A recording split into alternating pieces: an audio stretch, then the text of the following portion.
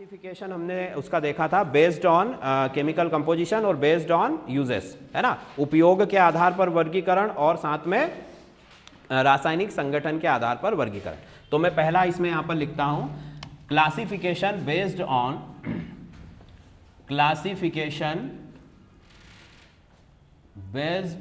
On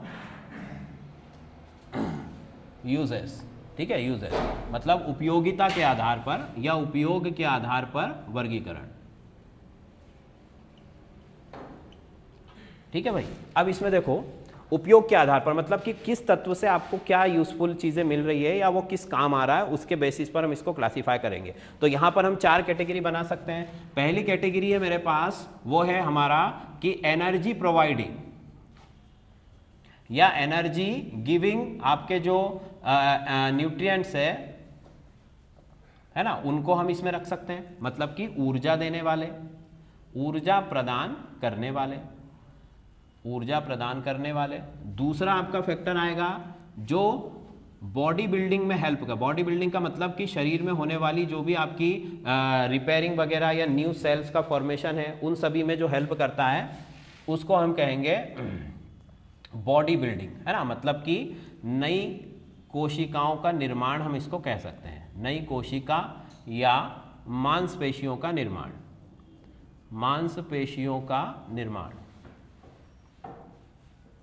मतलब muscles का formation भी करेगा और न्यू सेल्स का फॉर्मेशन भी करेगा। ठीक, इसमें अगला होता है आपका जो मेटाबॉलिज्म, है ना। मेटाबॉलिज्म को रेगुलेट करता है। क्या करता है? मेटाबॉलिज्म को रेगुलेट करता है। मेटाबॉलिज्म का मतलब उपापचय, है ना। उपापचय को नियंत्रित करता है या उसको रेगुलेट करता है। ठीक, और लास्ट में एक कैटेगरी हम बना सकते हैं, वो होती है कैरियर। ठीक है, कैरियर क्या करेगा? कैरियर का मतलब होता है कैरियर को हिंदी में हम कह सकते हैं वाहक।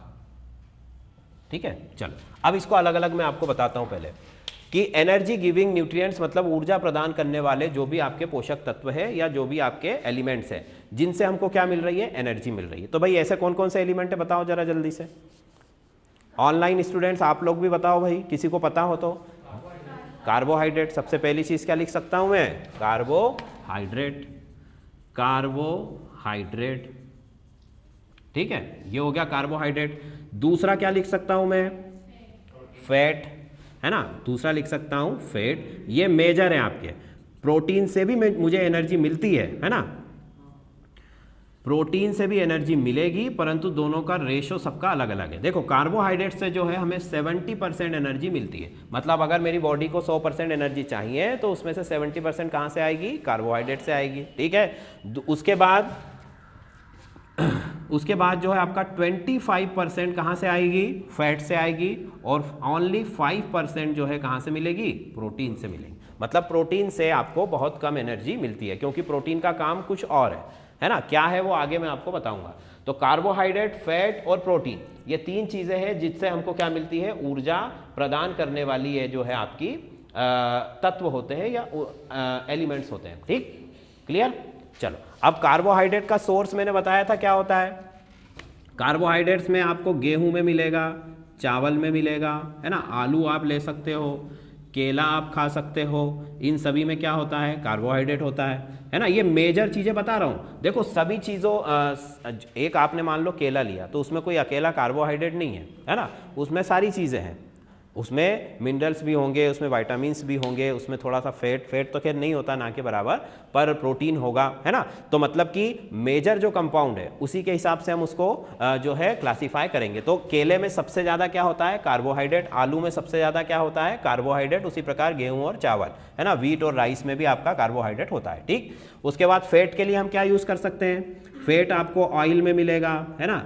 आप घी यूज़ कर सकते हो, सबसे अच्छा जो सोर्स है। बटर है, मक्खन है, ये सारी चीज़ें। और प्रोटीन के लिए हम जो आपकी दालें हैं सबसे ज़्यादा, है ना, वो खा सकते हैं। उसके बाद एग आप ले सकते हो, मीट आप ले सकते हो अगर आप लेना चाहो तो, है ना। ये सब चीज़ें आप खाओगे तो आपको प्रोटीन की जो है मात्रा वहाँ पर मिल जाएगी। ठीक, अगली कैटेगरी जो है हमारे पास वो है बॉडी बिल्डिंग, मतलब नई कोशिकाओं का या मांसपेशियों का निर्माण, न्यू सेल्स या मसल्स का फॉर्मेशन। इसके अंदर हम सबसे पहले किसको रखेंगे, एकमात्र चीज़ होती है इसमें प्रोटीन, है ना। प्रोटीन जो है ये सबसे ज़रूरी होता है। अच्छा, प्रोटीन किससे बना होता है, प्रोटीन अमीनो एसिड से बना होता है, ठीक है, अमीनो एसिड से बना होता है, ठीक। ये दूसरी कैटेगरी हो गई। अब इन सबको एक एक करके हम डिटेल में पढ़ेंगे, है ना। अब मेटाबॉलिज्म रेगुलेटर, इसका क्या मतलब हुआ बताओ जरा। मेटाबॉलिज्म रेगुलेटर मतलब उपापचय, उपापचय क्रिया किसको कहते हैं, बोलो भाई। ऑनलाइन स्टूडेंट्स आप लोग से सभी से क्वेश्चन होगा मेरा, है ना। रीना, आरजू, प्रवीण, विनीता, जिसको भी पता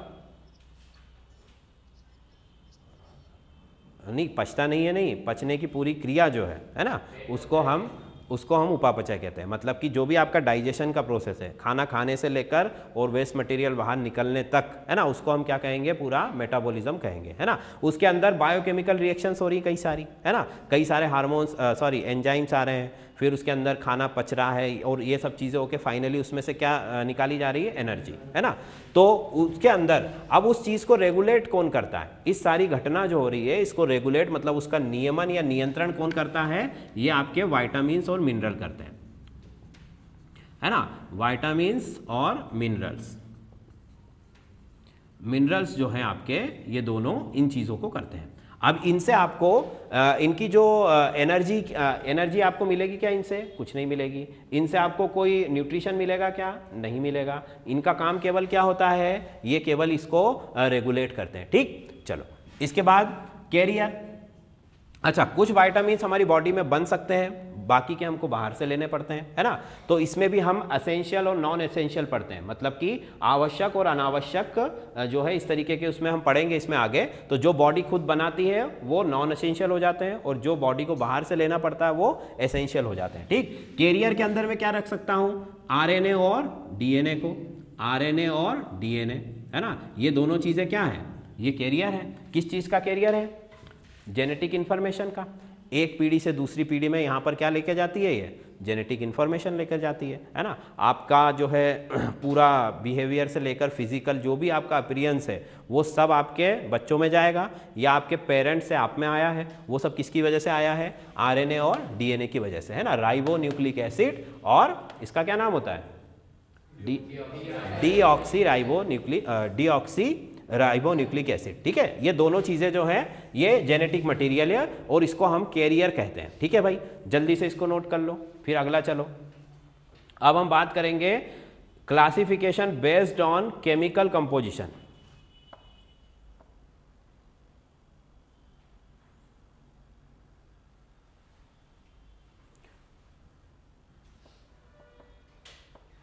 अच्छा, आप लोगों में से कितने साइंस के स्टूडेंट्स हैं जिन्होंने बायो या इस तरह कुछ भी ये सब पढ़ा होगा ना, पहले कभी इधर उधर दिमाग में टकरा तो रहा होगा, है ना। 9th-10th में तो इवन पढ़ा ही होगा, अगर 12th में, है ना, ठीक है। तो देखो, ऐसा कोई नई चीज़ नहीं है और हम इसमें ज़्यादा हमारे सिलेबस से बाहर का कुछ नहीं पढ़ने वाले हैं कि बहुत ही डिफ़िकल्ट उसके स्ट्रक्चर, रिएक्शन, ये कुछ नहीं पढ़ेंगे। जो चीज़ें हमारे लिए ज़रूरी है हम उतना ही पढ़ेंगे, ठीक है भाई। हो गया इतना, चलो साफ कर दूं, जल्दी जल्दी बोलो। ऑनलाइन स्टूडेंट्स आप लोगों से ही क्वेश्चन है मेरा, कर दूं साफ। चलो, तो आप देखो अगली हेडिंग डालो, classification based on chemical composition. Classification based on chemical composition.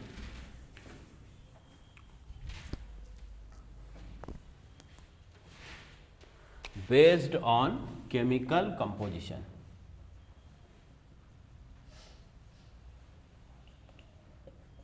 ठीक है भाई। रासायनिक संगठन, इसको क्या कहते हैं हिंदी में, रासायनिक संगठन के आधार पर। रासायनिक संगठन के आधार पर का मतलब कि उसके अंदर क्या क्या केमिकल्स हैं, किन किन चीज़ों से वो मिलकर बना है, उसके बेसिस पर हम उसको क्लासीफाई करेंगे, ठीक। उसके बेसिस पर कितनी चीज़ें हैं, carbohydrate, protein, fat, vitamin, mineral, पानी और रफेज। ये 6 चीज़ें जो है हम जनरली यूज़ करते हैं, ठीक है। तो पहला तो मैं डाल देता हूँ कार्बोहाइड्रेट, दूसरा क्या है, प्रोटीन, तीसरा क्या है, फैट, है ना। चौथा है मेरे पास, यहाँ पर लिख देते हैं, ठीक है, विटामिन या विटामिन। पांचवा है मिनरल, मिनरल है ना, मिनरल्स। फिर है पानी, पानी की भी बहुत ज़्यादा ज़रूरत होती है, पानी के बिना कुछ काम होगा क्या, नहीं होगा। और लास्ट है आपका रफेज, है ना। इसको मैं हिंदी में भी आपको बताऊंगा, इसका मतलब होता है फाइबर, रेशे, फाइबर इसका मतलब होता है, ठीक है। अब देखो कार्बोहाइड्रेट, पहले कार्बोहाइड्रेट की बात करें थोड़ी सी। कार्बोहाइड्रेट सबसे पहले तो हमने देख लिया कि एनर्जी देता है ना। दूसरी चीज़ ये किससे मिलकर बना है, तो कार्बोहाइड्रेट जो है कार्बन, हाइड्रोजन और ऑक्सीजन, तीन चीज़ों से मिलकर बना है। किन किन से बना है, कार्बन, हाइड्रोजन, ऑक्सीजन, ठीक है। इसका अगर मैं जनरल फॉर्मूला लिखूं, है ना, जनरल फॉर्मूला मतलब सामान्य सूत्र, इसका सामान्य सूत्र क्या होगा भाई, सामान्य सूत्र होगा CH2O और N। क्या होगा, CH2ON, CH2ON। N का मतलब क्या है, ये नंबर है ना। और इसमें N का जो नंबर है वो मिनिमम कितना होना चाहिए, मिनिमम जो है 6 होना चाहिए। कितना होना चाहिए, 6, मतलब 6 से कम नहीं हो सकता है, कम से कम 6 से ज़्यादा कुछ भी हो सकता है, ठीक। और इसमें रेशो अगर देखो तो कार्बन और हाइड्रोजन और ऑक्सीजन का रेशो क्या है, 1, 2 और 1, यही रेशो है। एक कार्बन है, 2 हाइड्रोजन है और एक ही क्या है, ऑक्सीजन। तो ऑक्सीजन तो उतना मैटर नहीं करेगा, हमें तो केवल ये रेशो याद रखना है कि 1:2 का अनुपात है इसके अंदर, किसके अंदर, कार्बन और हाइड्रोजन के अंदर, ठीक है भैया। अब अगला चलो, इसको एक और चीज़ है कि ये मैक्रोमोलिक्यूल है, मैक्रोमोलिक्यूल है ना, मतलब कि वृहद अणु है, वृहद अणु। वृहद अणु का मतलब क्या हुआ, मैक्रोमोलिक्यूल का मतलब कि इसकी इसके दो मतलब होते हैं वैसे, है ना। इसका मॉलिक्यूल भी बड़ा है और साथ में इसकी जो क्वांटिटी हमको चाहिए वो कैसी है, ज़्यादा चाहिए भाई। कार्बोहाइड्रेट की क्वांटिटी ज़्यादा चाहिए। मिनरल विटामिन आपको कम भी मिलेंगे तो चल जाएगा, है ना। जैसे आपने दिन भर में कोई फ्रूट वगैरह खा लिया तो उससे वो सफिशियंट है, पर कार्बोहाइड्रेट तो आपको इनफ अमाउंट में चाहिए कि नहीं चाहिए, 2-3 हज़ार कैलोरी आपको नॉर्मल चाहिए। तो कार्बोहाइड्रेट कैसा मॉलिक्यूल है, मैक्रो मॉलिक्यूल, मतलब कि ये लार्ज क्वांटिटी, लार्ज क्वांटिटी में इसकी रिक्वायरमेंट होती है ना, मतलब कि इसकी अधिक मात्रा की आवश्यकता होती है, अधिक मात्रा आपको इसकी चाहिए, ठीक। अगर मैं बात करूं इसका कैलोरी की अगर, तो 1 ग्राम अगर मेरे पास कार्बोहाइड्रेट है, 1 ग्राम, तो उससे मुझे 4.2 ग्राम 4.2 किलो कैलोरी एनर्जी मिलेगी। कितनी मिलेगी, 4.2 किलो कैलोरी एनर्जी मिलेगी 1 ग्राम कार्बोहाइड्रेट से, ठीक है। 1 ग्राम कार्बोहाइड्रेट अगर है तो 4.2 किलो कैलोरी एनर्जी यहाँ पर मिलेगी, ठीक है। तो कितनी बात हो गई भाई, कार्बोहाइड्रेट कार्बन, हाइड्रोजन, ऑक्सीजन से मिलकर बना है। इवन पूरी लाइफ जो है ना, पूरा जीवन जो है, किसी का भी जीवन हो, है ना, वो किन किन तत्वों से मिलकर बना है, कार्बन, हाइड्रोजन, ऑक्सीजन और नाइट्रोजन। किससे, नाइट्रोजन। इनको बिल्डिंग ब्लॉक एलिमेंट हम कहते हैं, है ना, हमने सेल वाले चैप्टर में भी पढ़ा था। इन्हीं से सब कुछ बना हुआ है। अब देखो आगे, फिर क्या है, CH2O। अगर मान लो मैं N की जगह 6 रख दूं, है ना, तो क्या फॉर्मूला बन जाएगा, बनाओ जरा। N की जगह अगर 6 रख दूं तो क्या फॉर्मूला बनेगा, C6H12O6, मतलब सबसे सिंपल कार्बोहाइड्रेट, ठीक है। चलो इतनी बात हो गई। आगे चलो, अब किसकी बात करूं मैं, रेशो बता दिया, मैक्रोमोलिक्यूल है, लार्ज क्वांटिटी में इसकी आवश्यकता होती है, ठीक। अब प्रोटीन की बात करते हैं, चलो। तो प्रोटीन जो है, प्रोटीन सबसे पहले क्या है भाई, प्रोटीन भी एक मैक्रोमोलिक्यूल है, मैक्रोमोलिक्यूल, मैक्रोमोलिक्यूल है, ठीक। दूसरी बात, प्रोटीन मैक्रोमोलिक्यूल है, उसके बाद में आप लिख सकते हो मतलब कि ये भी लार्ज क्वांटिटी में इसकी ज़रूरत होती है, मतलब कि अधिक मात्रा में इसकी आवश्यकता होती है, ठीक। ये किन किन तत्वों से मिलकर बना है, कार्बन, हाइड्रोजन, ऑक्सीजन और नाइट्रोजन। इसमें नाइट्रोजन भी ऐड हो जाएगा, ठीक है।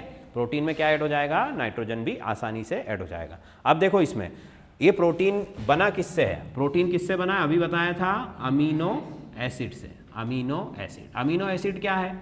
अमीनो एसिड मोनोमर होता है किसका? प्रोटीन का। प्रोटीन जो है पॉलीमर है, मतलब बहुलक है, और अमीनो एसिड क्या है? मोनोमर, मतलब एकलक है ना। तो ये इनसे मिलकर ये बनता है। अमीनो एसिड का अगर मैं आपको बताऊं तो इसमें दो ग्रुप होते हैं। एक होता है अमाइन ग्रुप, इसको कहा जाता है अमाइन ग्रुप, है ना। दूसरा होता है हमारे पास कार्बोक्सिलिक ग्रुप, है ना,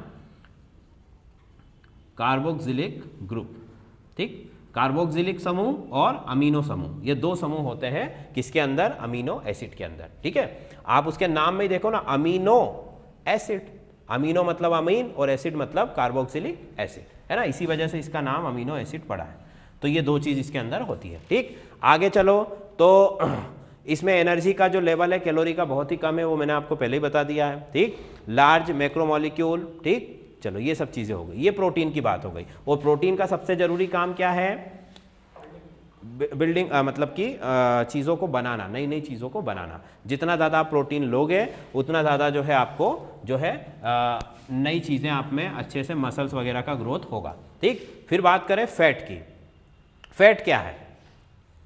अच्छा, पहले इसको नोट कर लो एक बार, है ना, उधर हमारे पास जगह ही नहीं बचेगी। जल्दी से नोट कर लो। ये एबीपी न्यूज़ का मैंने ऐप डाउनलोड करा था एक बार, उसको डिलीट कर दिया, उसके बाद भी वो पता नहीं कैसे साउंड आता रहता है उसका।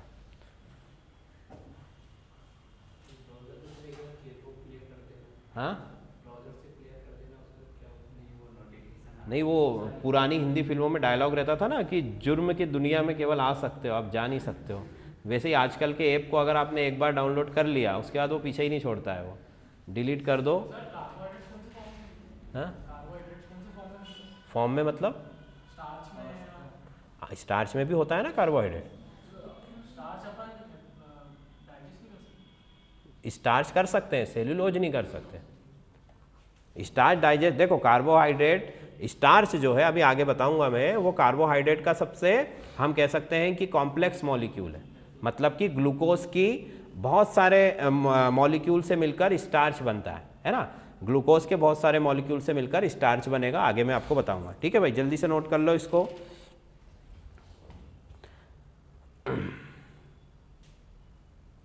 ठीक, इसके बाद हम क्या करेंगे इसका,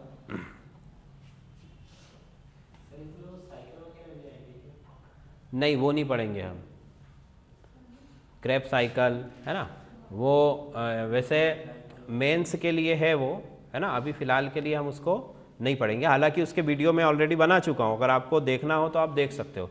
क्रेब साइकिल, है ना, उसके बाद में ग्लाइकोलिसिस साइकिल, ये सारा जो आपका रेस्पिरेशन से वाला जो चैप्टर था उसी में मैंने पढ़ा दिया था, है ना। वीडियो ऑलरेडी अपलोडेड है, आप देख सकते हो। चले भाई आगे, चलो। तो अब फैट की बात करें। फैट जो है वो भी इन्हीं तीन चीज़ों से मिलकर बनता है। किन किन से? कार्बन, हाइड्रोजन और ऑक्सीजन। ठीक है, कार्बन, हाइड्रोजन और ऑक्सीजन। पर इसमें जो ऑक्सीजन का परसेंटेज है ना, वो लेस देन होता है। लेस देन किसके कंपैरिजन में? कार्बोहाइड्रेट। ठीक है, कार्बोहाइड्रेट की तुलना में ऑक्सीजन की मात्रा जो है किसमें कम होती है? फैट में कम होती है।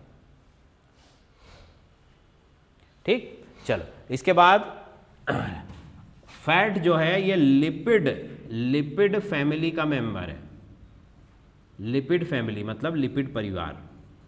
लिपिड क्या होते हैं भाई? लिपिड का मतलब जो स्टिकी सब्सटेंस होते हैं, चिपचिपे पदार्थ है ना, जिनसे हमारी कोशिका की भित्ति बनती है, सेल वॉल बनती है ना, या सेल मेम्ब्रेन बनती है, और वो सब चीज़ें लिपिड है। तो लिपिड जो है लिपिड फैमिली का मेंबर है।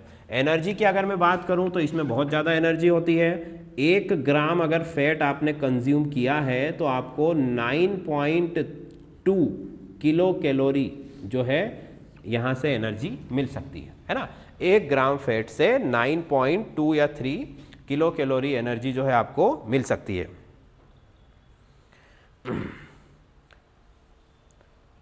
ठीक, इसका कंपोजिशन अगर मैं बताऊं तो जो फैट है वो किससे बना होता है? फैटी एसिड, फैटी एसिड, ठीक, plus glycerol. Fatty acid plus glycerol, मतलब वसीय अम्ल, वसीय अम्लों से और ग्लिसरॉल से बनता है। ठीक, यहाँ पर फैट का कंपोजिशन इन दो चीज़ों से मिलकर फैट बनता है। जैसे कि हमारा जो प्रोटीन था वो किससे बन रहा था, अमीनो एसिड से, वैसे ही फैट किससे बनेगा, फैटी एसिड से और ग्लिसरॉल से। ठीक, ये दो इसके कंपोजिशन होते हैं। अब इसमें तीन और 1 का रेशो होता है। कितना रेशो होता है, 3 और 1 का। ग्लिसरॉल का 1 मॉलिक्यूल है तो फैटी एसिड का कितने मॉलिक्यूल होंगे, 3 मॉलिक्यूल। ठीक है भाई, तो ये फैट हो गया। ठीक, इसके बाद अभी फैट को जब हम डिटेल में पढ़ेंगे तो और बताऊंगा मैं उसके बारे में, है ना। फिलहाल के लिए अभी इतना आप लिख लो। अब अगली बात करो विटामिन्स। तो देखो विटामिन और मिनरल ये दोनों ही क्या है, ये मैक्रो होंगे कि माइक्रो होंगे, माइक्रो होंगे। सूक्ष्म अणु है कि बृहद अणु है, सूक्ष्म अणु। ठीक है, तो इनको इधर लिख लेते हैं हम। ये दोनों जो है आपके ये कैसे हैं, माइक्रो मॉलिक्यूल है, मतलब कि सूक्ष्म अणु है। सूक्ष्म का मतलब कि इनको कम मात्रा में आवश्यकता होती है इनकी, है ना। इनका काम क्या होता है, काम तो मैंने आपको बता ही दिया है कि ये क्या करते हैं, मेटाबॉलिज्म रेगुलेटर, और दूसरा काम इम्यूनिटी, है ना। इम्यूनिटी को जो है बूस्ट करने का काम करता है, मतलब कि प्रतिरक्षा जो तंत्र है आपका। भाई देखो प्रतिरक्षा तंत्र इससे जुड़ा हुआ क्यों है, हमें पता है ना कि पेट ही सारी बीमारियों की जड़ है, ऐसा सुना होगा तुमने। अगर खाना अच्छे से डाइजेस्ट हो गया तो आपको कोई भी बीमारी नहीं होगी, आपका जो इम्यून सिस्टम है वो क्या रहेगा, हमेशा स्ट्रांग रहेगा। इसीलिए अगर मेटाबॉलिज्म को इनने अच्छे से रेगुलेट कर लिया तो मतलब कि आपकी इम्यूनिटी ऑलरेडी क्या हो जाएगी, बढ़ जाएगी। ठीक, तो सूक्ष्म मात्रा में इनकी आवश्यकता होती है। इनके सोर्स क्या क्या होते हैं भाई, आप कोई भी फ्रूट वगैरह जो भी मौसम के फल आप खा सकते हो, है ना। तो यहाँ पर हम फल और सब्जियाँ लिख सकते हैं। फ्रूट एंड वेजिटेबल्स जो हैं इसके सोर्स होते हैं। कई तरह के ड्राई फ्रूट्स भी आप ले सकते हो, है ना, उसमें भी जो है ये अच्छे अमाउंट में आपको मिल जाएंगे। अगला बात करूँ मैं जल की, पानी की। तो जल ही जीवन है। जल लिखा है कि नहीं है, अभी लिख लो। चलो इसको इधर लिख देता हूँ, पानी को मैं। तो पानी क्या है, वाटर मैक्रो है कि माइक्रो है, मैक्रो। भाई पानी ज़्यादा लगता है कम लगता है, ज़्यादा लगता है कि नहीं, हमको तो दिन में 4-5 लीटर पानी पीना चाहिए, है ना। तो मैक्रो है ये, मैक्रो मॉलिक्यूल, मतलब कि इसकी अधिक मात्रा की आवश्यकता होती है, अधिक मात्रा। ठीक, दूसरी बात, क्या पानी डाइजेस्ट होता है, क्या डाइजेस्ट होता है क्या पानी, नहीं होता है ना। मतलब कि digestion does not take place. जो आपका पाचन है वो इसमें पाचन नहीं होता है इसका। तो क्या होता है फिर, पाचन नहीं होता है तो ये डायरेक्ट एब्जॉर्ब हो जाता है ना, डायरेक्ट एब्जॉर्प्शन हो जाता है इसका। मतलब कि सीधा जो है इसको शरीर क्या कर लेता है, अवशोषित कर लेता है।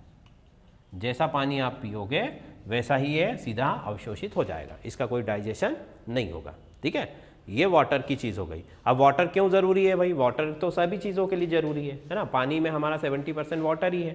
उसमें आप खाना पचाने के लिए पानी चाहिए, आपके जो हार्मोन्स है, ब्लड है, जो बॉडी का फ्लूइड है, सब प्रिपरेशन के लिए पानी चाहिए। मतलब कि पानी के बिना कुछ भी पॉसिबल नहीं है, इसीलिए पानी मैक्रो मॉलिक्यूल है। ठीक, इसके बाद बात करें रफेज की, मतलब कि रेशों की, फाइबर्स की। तो फाइबर्स आपको कहाँ से मिलेंगे भाई, वही फ्रूट या वेजिटेबल से ही मिलेंगे। कुछ ऐसी वेजिटेबल्स फ्रूट्स होते हैं जिनमें फाइबर्स ज़्यादा होता है। सबसे ज़्यादा फाइबर किस में होता है, फ्रूट में। आपका जो जाम जिसको हम बोलते हैं ना, जाम, उसमें सबसे ज़्यादा फाइबर होता है ना। तो लिख लो भले कि जो जाम होता है ना, उसको हम अमरूद भी कहते हैं, उसमें सबसे ज़्यादा फाइबर होता है। ठीक, और फिर उसके बाद जो वेजिटेबल्स है उसमें जो आपकी जो फलियाँ होती है ना, जिनको हम इस तरीके से तोड़ के बनाया जाता है, उनमें से वो निकलता है उसका फाइबर, क्या बोलते हैं उसको, गवार फली, है ना, सुरजना की फली, है ना। जो भी ऐसी फलियाँ हैं उन सभी में फाइबर्स अच्छा होता है। ठीक, तो ये फाइबर करता क्या है ना, ये हेल्प करता है किसमें, डाइजेशन में, हेल्प करता है डाइजेशन में। अब ये खुद तो डाइजेस्ट नहीं होता है, पर ये क्या करता है, आपका जो पूरा GIT ट्रैक है, मतलब कि आपका जो पूरा जो आहार नाल है, उस नली की पूरी सफाई करता जाता है, मतलब एक तरीके से झाड़ू लगाता हुआ जाता है ना। ये खुद डाइजेस्ट नहीं होगा, जैसे ही आपने इसको खाया ये पूरा आपकी जो नली है उसको क्या करेगा, साफ करता हुआ, क्लीन करता हुआ और जो है बाहर निकल जाता है। इसीलिए जो है ये बहुत महत्वपूर्ण होता है। और अगर आपके खाने में फाइबर कम है तो फिर आपको क्या होने लगेगी, जो है डाइजेशन का प्रॉब्लम होने लगेगा, आपका फूड जो है प्रॉपर डाइजेस्ट नहीं हो पाएगा, जिस वजह से फिर कई सारी प्रॉब्लम्स आएंगी। ठीक, तो ये हो गया, तो जल्दी से इसको भी नोट कर लो। फिर इसके बाद हम अब एक एक की बात करते हैं, कार्बोहाइड्रेट की बात करते हैं, कितने टाइप का होता है कार्बोहाइड्रेट। ठीक है, चलो अब कार्बोहाइड्रेट की थोड़ी सी बात करते हैं। कार्बोहाइड्रेट जो है वो कितने टाइप का है भाई, 3 टाइप्स का है हमारे पास। क्लासिफिकेशन अगर मैं करूं तो कार्बोहाइड्रेट कितने टाइप का है, 3 टाइप का है, मोनोसेकेराइड, डाइसेकेराइड और पॉलीसेकेराइड्स। पॉली के अंदर कई सारे होते हैं। कार्बोहाइड्रेट का क्लासिफिकेशन, कार्बोहाइड्रेट है ना, क्लासिफिकेशन में सबसे पहले मैं लिखूंगा यहां पर मोनोसेकेराइड, मोनोसेकेराइड, ठीक है। फिर आएगा आपका डाइसेकेराइड, डाइसेकेराइड, ठीक है। और फिर आएगा आपका पॉलीसेकेराइड, पॉलीसेकेराइड है ना। पॉलीसेकेराइड में ट्राई भी हो सकता है, टेट्रा भी हो सकता है, पेंटा भी हो सकता है ना, कई सारे हो सकते हैं। तो पॉली के अंदर मतलब मोर देन 2 अगर हैं तो वो क्या हो जाएंगे, पॉली। वो आगे अभी मैं बता दूंगा आपको। देखो मोनोसेकेराइड, मोनोसेकेराइड का मतलब ये सबसे सिंपल कार्बोहाइड्रेट है। कौन सा कार्बोहाइड्रेट है, सिंपल, है ना। तो हम इसको लिख सकते हैं सिंपलेस्ट कार्बोहाइड्रेट, ठीक, मतलब कि सरलतम, सरलतम कार्बोहाइड्रेट। इसको और ज़्यादा तोड़ा नहीं जा सकता है ना। अगर इससे छोटा आपको कार्बोहाइड्रेट नहीं मिलेगा, अगर आप इसको तोड़ोगे तो फिर वो कार्बोहाइड्रेट नहीं रहेगा, वो फिर अलग अलग उसके तत्व जो है विभाजित हो जाएंगे। ठीक है, तो सिंपलेस्ट कार्बोहाइड्रेट है। सिंपलेस्ट का मतलब कि जो हमने फॉर्मूला लिखा था ना CH2O, उसमें जो है 6 अगर आप लगाओगे तो क्या बनेगा, C6H12O6। ये जो है आपका ये सबसे सिंपल कार्बोहाइड्रेट है। क्या, किसका फॉर्मूला है ये, किसका है, ग्लूकोज। ग्लूकोज का भी यही फार्मूला है और फ्रक्टोज का भी यही फार्मूला है ना। दोनों में अंतर होता है, एक में आपके ग्लूकोज में एल्डिहाइड ग्रुप होता है और फ्रक्टोज में जो है आपका कीटो ग्रुप होता है ना। ये अंतर होता है, मतलब कि ये आइसोमर्स है एक दूसरे के। क्या है, आइसोमर्स। आइसोमर्स मतलब समझते हो कि नहीं, आइसोमर्स का मतलब ऐसे कंपाउंड जिनका फॉर्मूला तो एक ही होता है पर उनका स्ट्रक्चर क्या होता है, अलग होता है। संरचना अलग अलग होती है परंतु सूत्र एक ही होता है, उसको हम क्या कहते हैं, आइसोमर्स, है ना। तो ये ग्लूकोज और फ्रक्टोज एक दूसरे के क्या है, आइसोमर्स है। ठीक, ये मोनोसेकेराइड्स है सारे। तो देखो मोनोसेकेराइड्स के अगर मैं कुछ एग्जांपल्स आपको बताऊं, है ना। मोनोसेकेराइड्स में पहली चीज कि इसका हाइड्रोलिसिस नहीं किया जा सकता, है ना। हाइड्रोलिसिस आप इसका नहीं कर सकते हो, मतलब कि इसका जल अपघटन, जल अपघटन आप नहीं कर सकते हो, मतलब कि इसको आप और तोड़ नहीं सकते हो। ये पहले से ही सबसे सिंपल है, इससे ज़्यादा आप सिंपल नहीं कर सकते। ठीक, चलो फिर इसमें कुछ एग्जांपल्स मैं आपको बता दूं। तो देखो ग्लूकोज और डेक्स, ये मिटा दूं, है ना। चल, नहीं लिखा, देखो भाई ग्लूकोज जो है हमारे पास और एक और होता है डेक्सट्रोज। ये जो है ये दोनों, इनको कहा जाता है ब्लड शुगर। ब्लड शुगर मतलब कि रक्त की शर्करा, है ना। ग्लूकोज और डेक्सट्रोज, जो भी खाना हम खाते हैं वो फाइनली क्या बनता है, ग्लूकोज, और ब्लड में ग्लूकोज एब्जॉर्ब हो जाता है तो वो तो रहेगा ही ग्लूकोज में। जो शुगर का लेवल ऊपर नीचे होता रहता है ना, वो ही है ये। और जो हमको डॉक्टर जब बॉटल चढ़ाता है ना, जो आपकी ऊपर से जो जब बीमार होते हैं ना तो बॉटल चढ़ाई जाती है, उस बॉटल के अंदर कौन सी शुगर होती है, डेक्सट्रोज होती है ना। ये डेक्सट्रोज बाहर से दी जाती है आपको, और ग्लूकोज जो है ये बॉडी ऑटोमेटिक बनाती है। ठीक, इसके बाद सुक्रोज। सुक्रोज जिसकी अभी मैंने बात की थी उसको क्या कहा जाता है, फ्रूट शुगर। कौन सी शुगर, फ्रूट शुगर, फलों की शर्करा है, फलों की शर्करा। ठीक, और इसकी एक और खासियत है कि ये सबसे ज्यादा स्वीटेस्ट है, मतलब सबसे मीठी शर्करा है। नेचुरल शुगर की बात कर रहा हूं मैं, है ना।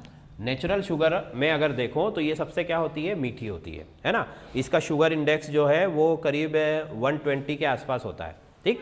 तो सुक्रोज जो है फ्रूट शुगर है, सबसे स्वीटेस्ट जो है आपकी शुगर है, और जितने भी नेचुरल शुगर है उसमें सबसे ज़्यादा स्वीट होती है, ठीक। चलो इसके बाद आती है गैलेक्टोज।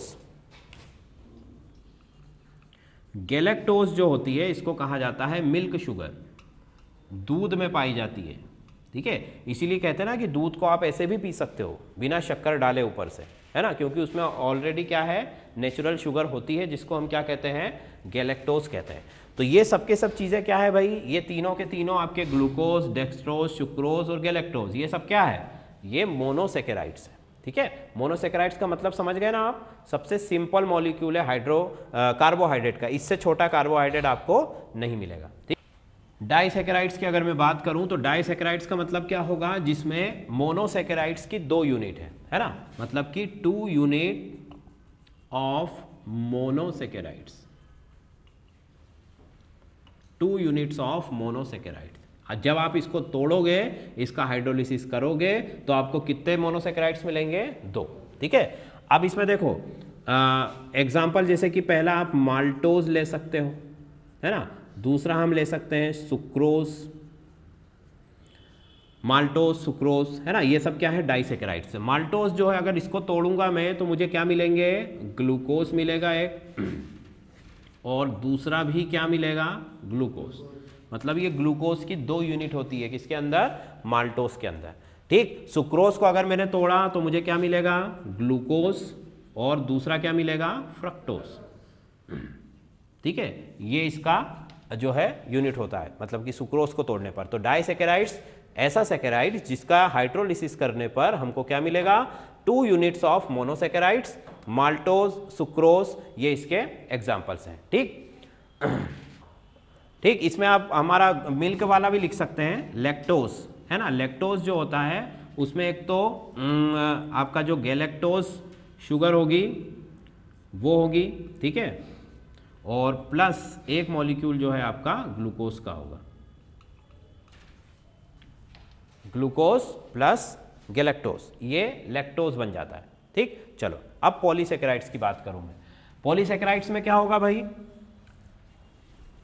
बताओ जरा, पॉलीसेकेराइड्स में क्या होगा, हाँ, मोर देन 2। जैसे मैंने पॉलीसेकेराइड लिया, है ना, पॉलीसेकेराइड, इस पॉलीसेकेराइड को अगर मैं तोड़ूंगा, है ना, तो जो तोड़ने की जो क्रिया है उसको क्या कहते हैं हम, कैटाबोलिज्म। क्या कहते हैं, कैटाबोलिज्म। तोड़ने की जो विघटन की प्रक्रिया है उसको क्या कहा जाता है, कैटाबोलिज्म, है ना। हिंदी में भी इसको कैटाबोलिज्म ही हम बोलेंगे। तो पॉलीसेकेराइड्स को तोड़ूंगा तो क्या मिलेगा, more than 2 monosaccharide, more than 2 monosaccharide, ठीक। अच्छा, अगर मोनोसेकेराइड्स मिलकर के क्या बना रहे हैं, पॉलीसेकेराइड्स, मतलब कि अगर मैं लिखूं मोनोसेकेराइड मिलकर के क्या बना रहे हैं, मोर देन 2, है ना, तो क्या होगा, उसको कहा जाता है एनाबोलिज्म, है ना। और इससे क्या बनेगा, पॉलीसेकेराइड्स। देखो ये तो बायो में हम पढ़ रहे हैं इसलिए इसके टर्मिनोलॉजी चेंज हो गई है तो ये पॉलीमराइजेशन ही, मतलब बहुलीकरण ही है ना। छोटी चीज़ें मिलकर क्या बना रही है, बड़ी चीज़ें। और यहाँ पर क्या हो रहा है, ये बड़ा एक मॉलिक्यूल है, ये टूटकर छोटी चीज़ें बना रहा है, मतलब कि टर्मिनोलॉजी चेंज हो गई है क्योंकि हम बायो पढ़ रहे हैं, बाकी काम वहाँ पर भी वही हो रहा है, ठीक। चलो तो इसको नोट कर लो जल्दी से। अब पॉलीसेकेराइड्स में क्या क्या एग्जाम्पल ले सकते हैं हम, सबसे पहला लिखो ग्लाइकोजन, ठीक है। पॉलीसेकेराइड्स में एग्जाम्पल है सबसे पहला ग्लाइकोजन, दूसरा है आपका सेल्यूलोज, है ना, तीसरा है आपका स्टार्च, ठीक।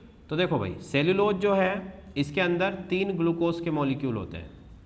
कितने ग्लूकोज होंगे, 3। और इसको जो है प्लांट के अंदर पाया जाता है, प्लांट फैट भी कहते हैं इसको, ठीक। ग्लाइकोजन जो है इसके अंदर जो है आपका 12 से लेकर के, है ना, नहीं, ग्लाइकोजन के अंदर जो है आपका मतलब कि कितने भी ग्लूकोज, बहुत सारे, हम यहाँ लिख सकते हैं many glucose molecule, many glucose molecule, है ना। और इसको हम क्या कहते हैं, एनिमल फैट, एनिमल फैट, ठीक। और स्टार्च जो है, स्टार्च के अंदर 12 से लेकर 14 तक जो है ग्लूकोज के अणु पाए जाते हैं, ठीक। 12 से लेकर के 14 तक जो है ग्लूकोज के अणु यहाँ पर पाए जाते हैं।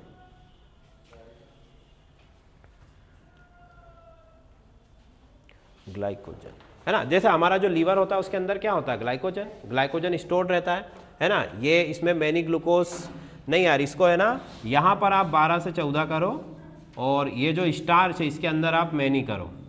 स्टार्च बड़ा मॉलिक्यूल है ना, स्टार्च बड़ा मॉलिक्यूल है, और आपका ग्लाइकोजन जो है वो उससे छोटा मॉलिक्यूल है।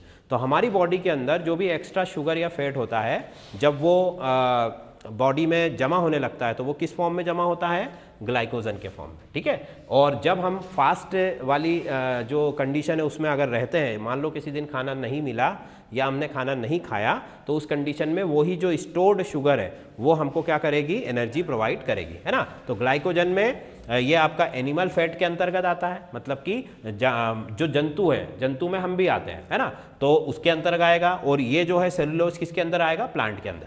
अच्छा, सेलुलोज के बारे में एक और बात लिखो कि सेलुलोज जो है वो सबसे ज़्यादा पाए जाने वाला कार्बोहाइड्रेट है, ठीक है भाई। दुनिया में सबसे ज़्यादा क्या है, पेड़ पौधे ही तो हैं, और इसी वजह से सेलुलोज भी क्या है, सबसे ज़्यादा मात्रा में पाया जाता है। मतलब मैक्सिमम अमाउंट अगर किसी कार्बोहाइड्रेट का है तो वो किसका है, सेलुलोज का, ठीक है। चलो, तो ये हमारा जो कार्बोहाइड्रेट है मेन जो हमें पढ़ना था हमने पढ़ लिया। अब कल की क्लास में हम प्रोटीन, फैट, आगे की चीज़ें पढ़ेंगे, ठीक है। तो आज की क्लास में किसी को कोई दिक्कत हो तो बोलो भाई जल्दी से, फिर इसके बाद हमको दूसरा भी शुरू करना है ना। मध्य प्रदेश की जलवायु आज हम थोड़ा सा पढ़ेंगे, क्लाइमेट ऑफ एमपी।